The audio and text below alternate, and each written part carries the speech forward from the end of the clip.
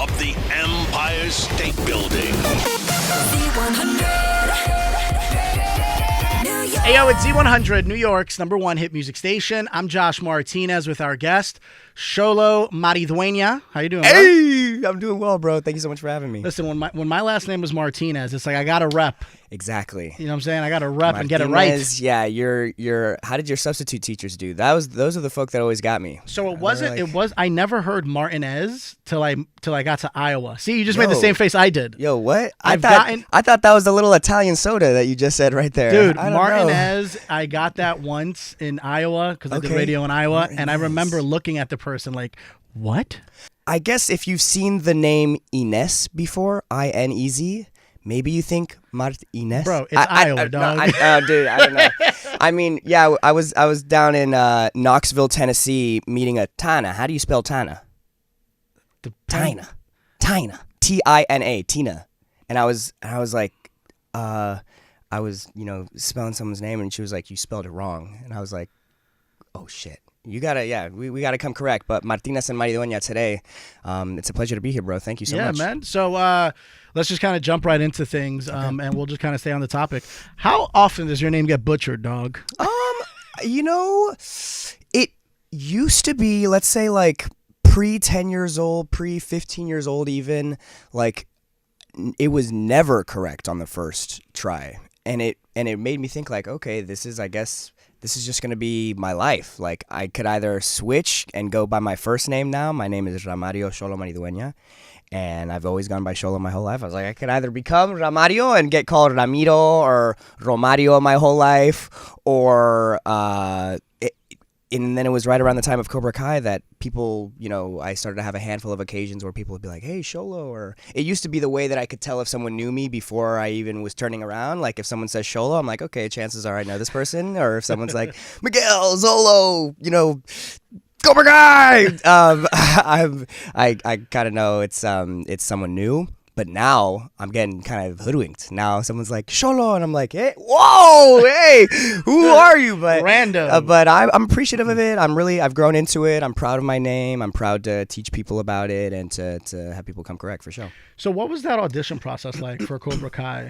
Because you were, 16? 16, yeah, 16. It was right around, it was pretty similar, honestly, to all of the other auditions at the time. Like, I was, at that point, my mom had stopped taking me to my auditions, and my family had stopped kind of like running me around town, and I was 16, and I was like, all right, you can go from school to take the bus to these auditions if you really want to go make it happen. And Cobra Kai, member, came around, and I was familiar with the Karate Kid, but definitely not familiar with what this new take was, and really had kind of fresh eyes on this situation. And it took a couple of months, but top of my junior year, I got to do a chemistry read with Billy, and it was like 1 week after that, bro, that they let me know, yay, you're going to Atlanta. And I mean, I was 16, bro, and it's kind of interesting looking back on it because, it's always better in hindsight. What is the phrase? Like, I forget, but it's looking back on those moments, I'm so appreciative because they were so pure and we were really figuring things out. And that first season was made behind closed doors without any expectations. But just like all forms of art, I'm sure like sometimes you look back at your old episodes, you're like, oh, we could have done this better. Oh, we could have done this. But it's been 8 years now. So do you, when you talk to fellow coworkers or in the industry, and you hear the stories of them getting propped up because of nepotism, or they get driven by chauffeur to the auditions compared to you having to take the bus. Yeah. Right. Do you get that extra chip on your shoulder of like, I feel like I'm behind everyone, so now I got to work extra hard? Or do you decipher like, that's your story, I have my own? Dude, it's definitely more the latter. Like, one thing that you'll learn very quickly in this industry, and it's for most industries, I'm sure it's the same in your situation as well, no two stories are the same. No two trajectories. There isn't like a surefire path. And for those reasons, I was so blessed, at an early age to kind of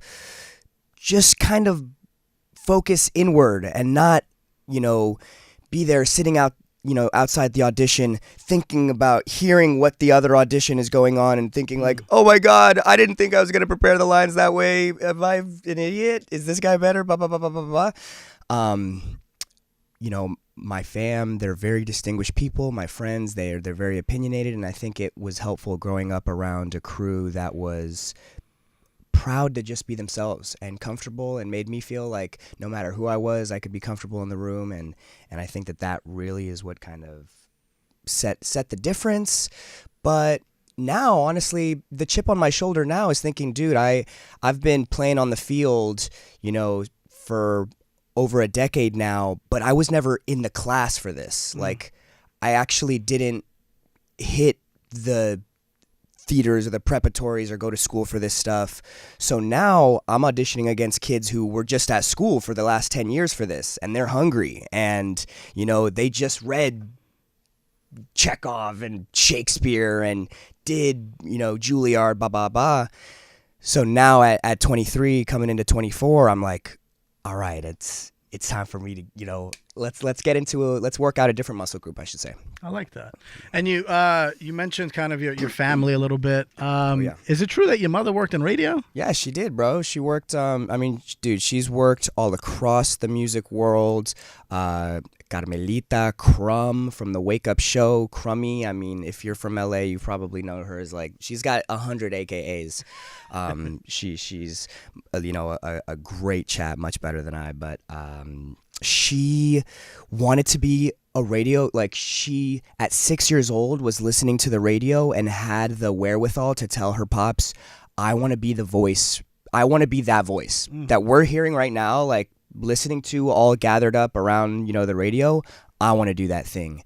And her pops, no matter what their situation was like, okay, bought her the Fisher Price little radio set, with the little baby mic, and she got her start. And I think that helped so much all those years down the line, probably unexpectedly, heading into parenthood, and having a child who was like, hey, I kind of want to do this. I think she understood that want, and that was maybe one of my biggest privileges, was having a parent that was down for me to venture in this world of creativity and not necessarily have that, typical what the American education system wants you to do. And that's definitely, parents aside, but their beliefs in all of that, definitely one of my biggest privileges. So, talking about your upbringing a little bit, you had a song and a video released a couple months ago, Palmera. Am I saying that? Yeah. Am I saying that? All right, cool. Sampled Love Song by The Cure. That's right. Which from the moment because that's how the song starts. The song starts with the chorus. Tish Hyman on the hook. She's fantastic. But go on, please. No, I was saying it was immediately captivating. What pushed you to take this specific route, almost like a love letter to where you came from? Dude, you said it better than I could. This EP, each song has a theme, and they're all. I didn't. For this project, I'm kind of speaking through the lens of a character, and it's called the Scarab Tapes because it's in and around the world of Blue Beetle, this movie that I got to work on. And Palmera is the city that he comes from, the superhero. It's made up. It's like Metropolis or Gotham or something like that. And LA has an anthem, New York has an anthem, Atlanta has an anthem, Philly has an anthem, Chicago, blah, blah, blah. I was like, what is the anthem for this made up city? So that's what the song's about. And then furthermore, on the music video, what I know with the visuals is LA. I'm born and raised there, lived there my whole life. So I wanted to get, a cinematographer and a director who could kind of speak to the same thing. And Esteban Oriol, who's the director, a fantastic, photographer, legendary West Coast photographer, just most recently had the Friends and Family LA hands for the Kendrick tour, and Eric Coleman, who shot MF Doom, as a cinematographer. He's the GOAT, one of the greatest. And their fam brought him in for this music video, and Tish came through and was a part of it as well. And so that's kind of the theme of this one, but all of them have different ones, and I'm excited to. It was exciting to get to, in the same way as I do in acting and putting on a character, kind of do that for this. And it's not like a Quasimodo thing or nothing like that, but it's it was me dipping my toes into like how to storytell with music. When you find out that you're the first Latino lead in a DC movie, like your eyes just actually got bigger. I don't know if Maritza got that on camera, but your eyes just got a little bigger when I said that. Dude, it's like ingrained in my head. Like, I know exactly the moment, like where we were. I mean, we were back in Los Angeles. They had like kind of duped me and told me that, you know, there was going to be another round of meetings for the role, this time with Walter Hamada, the then head of DC Films. And I was like, okay, I'm a little nervous for that. I don't know, but it's a dinner, so we're probably just gonna chat, and I can do this. I can banter. We can chat for a little bit, and I actually think that I'm good at that. And so we sat down at the bar, and it was like we were getting to know each other, but I was also like, this is, I don't know, what are we doing here? It was a little romantic, you know, and then, you know, the waitress brings us up and she's like, hey, your table's ready. We can leave the bar now. And we head over to the table, and I'm walking past a bunch of these tables, and it's the waiter, me, and Walter behind me. And Walter's like, hey, this is our table back here. And I'm thinking, all of those tables were full. What the heck? Like, those couldn't have been our tables. And I turn around, and it's the director, the writer, the producers, you know, the head of, like, one of the heads of WB. And I was just like, what the heck is going on? So you thought it was going to be a one-on-one? It was supposed to be a one-on-one. It was supposed to be a one-on-one. And it turned into a freaking shootout. I was like, whoa, what the heck is going on here? It was a Mexican standoff for sure. A Boricua Mexican standoff, because Angel was sitting down, the director, and I just was like, I couldn't break eye contact with him. I was just like, so nervous. What the heck? And he was like, we were at a steakhouse. He was like, hey, Xolo, do you like steak? And I was like, yes. And he was like, do you want to be Blue Beetle? And I was like, what? Yes. Started crying. I was like, oh my God, this is crazy. Everyone was so excited. It was so surreal. And then I was like, yo, I gotta call my mom. She doesn't know about this. Nobody knows that this is happening. She's gotta be the one. You know, she put me on to comics. She loves comics. She's a nerd. And they were like, great, but you have to do it right here. We're not letting you leak anything. Do it in front of us. So I FaceTime her, and the director grabs the phone, and it was legendary, bro. It was. How much later after that did you find out that you have that title, first ever Latino lead in a DC?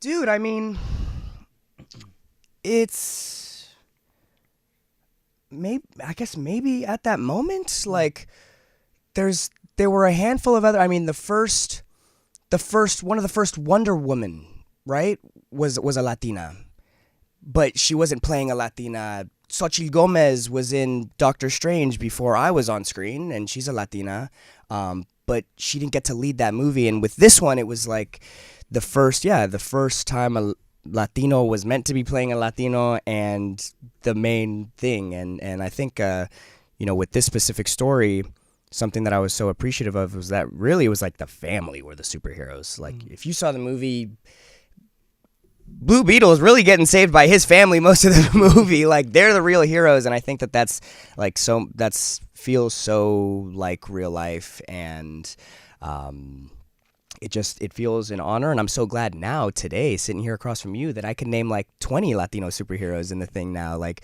we got a ton, and I think it's only gonna hopefully continue to grow. And it's so wild, because like growing up, everybody felt like, being 100% Puerto Rican, growing up in New York City, I'm sure it's the same thing as Latino in LA, where it's like these typecasts.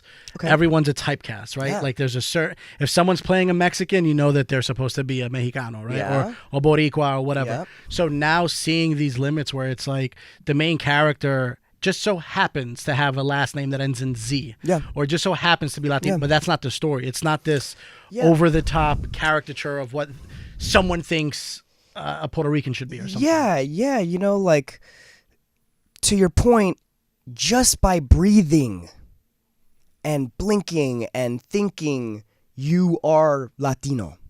You don't actually have to do anything to make you more it. Like, it's your identity. This is who you are. And, you know, that's why we can have stories where the whole premise, the whole plot isn't about, you know, how hard it is to be a Latino or the this and that, blah, blah, blah. Like,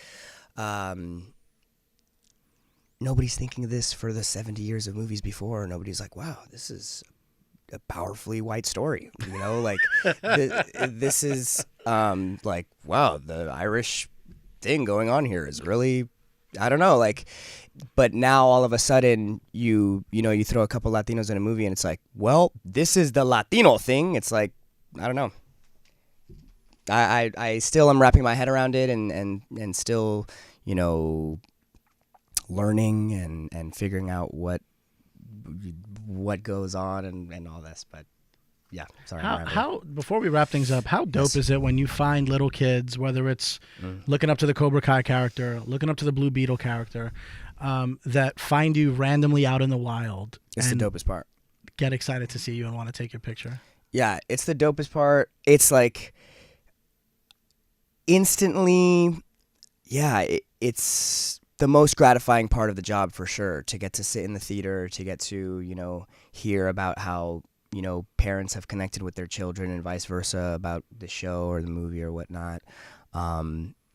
It does, like, there are moments where I'm like, you know, because I'm not the character, like, I'm actually not Blue Beetle and actually not Miguel, and those characters are really positive and they're really, like, joyous, you know, optimistic, and, you know, there's times where, like, we were heading back. I was coming back from Mexico last week, and I was, like, coming off of 1 hour of sleep.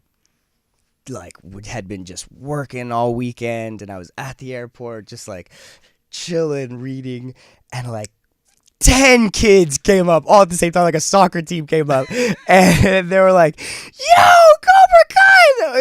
It was like we were doing a meet and greet at the airport, basically, and there are those moments where I'm like, "Oh my gosh, this is different." Like, I never thought it would get to this point, but I'm so appreciative that, you know, kids are excited about this, and you know, more specifically, like, boys and young men, like.